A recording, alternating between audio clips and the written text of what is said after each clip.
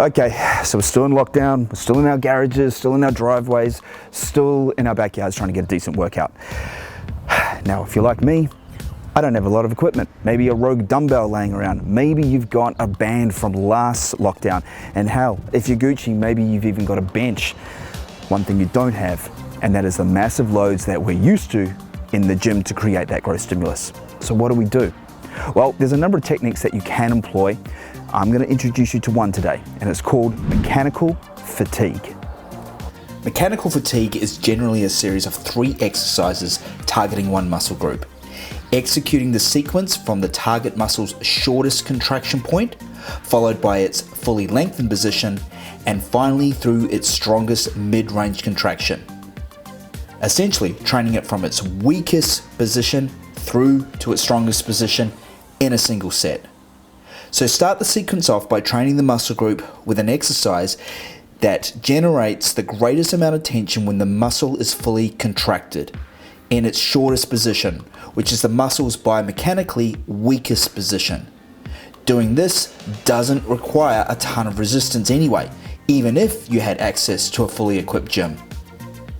Then you're moving on to the second exercise, which is the muscle group's lengthened position, in which the greatest tension of the contraction is when the muscle group is having to contract out of its fully lengthened position.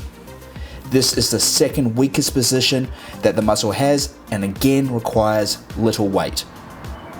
Then finally moving on to the muscle's strongest, heaviest lifting capability exercise, where the muscle contracts through its strongest mid-range contraction that normally you'd need a ton of weight to produce a worthwhile stimulus.